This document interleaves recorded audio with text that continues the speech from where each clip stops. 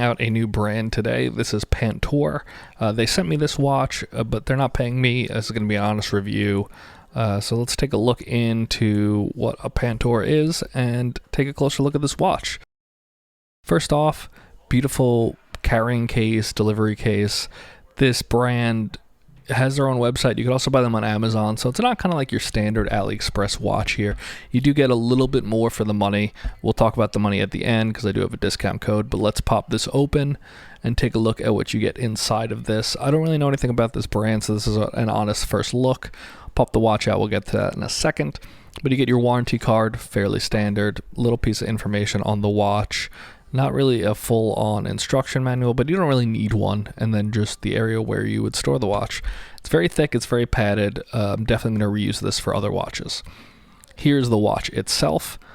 First impressions, you can see it's kind of a cushion case design. You have that black and blue bezel, but it's not really a GMT, so I don't know why that's really needed.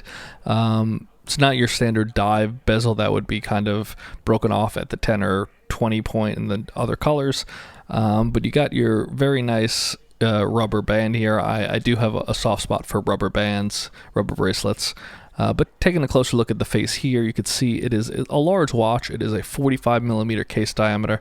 It's right around 12.6 millimeters thick, but the real nice knurling on that bezel, which is 120 clicks, which is real nice. Beautiful case back, kind of a shell design. This watch is called the Nautilus, so that ties right into that. But the band dimension is 24 millimeters at the connection point. So that's a real thick rubber band, and it doesn't really taper. So this thing does wear very large, so it may not be for all of you. But the rubber is nice quality. It is a little stiff. But taking a closer look at the face here, you got the date window in between the 4 and 5 o'clock position.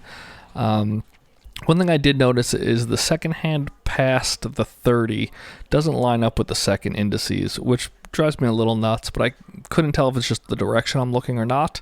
But beautiful screwed down crown. You can see the gasket in there. This is waterproof down to 200 meters, so it is very swimmable.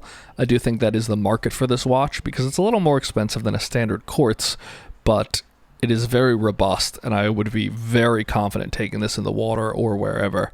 But very standard kind of dive watch design here, and I think that's what the market for this watch is, and I think those are the people that are going to want to buy one. But they do have automatic versions of all these watches. Hopefully I'll have those soon and I can show them off, but this is the quartz version.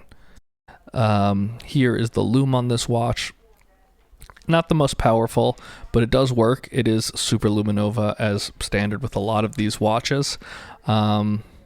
Sorry about me just screwing with the aperture here, trying to get a little better light on this, but there you go, charging it up a little bit. You can see after you charge it and you hit it, it does look pretty good. It's bright, it is powerful, and it probably lasts as long as any other brand.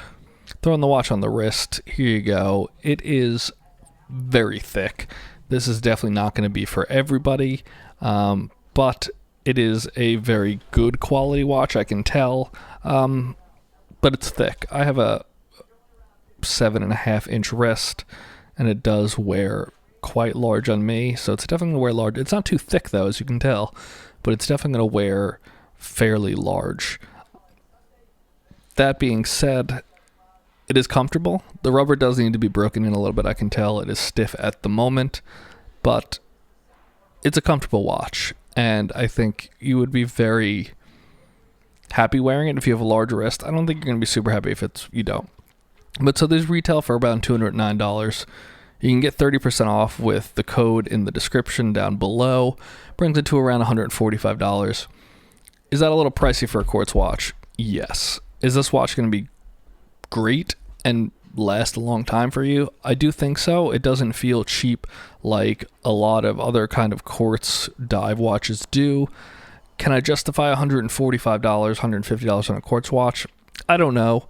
Jury's still out on that. But I do think for $150, you're going to get a watch that will last a very long time. And I do recommend you check these guys out.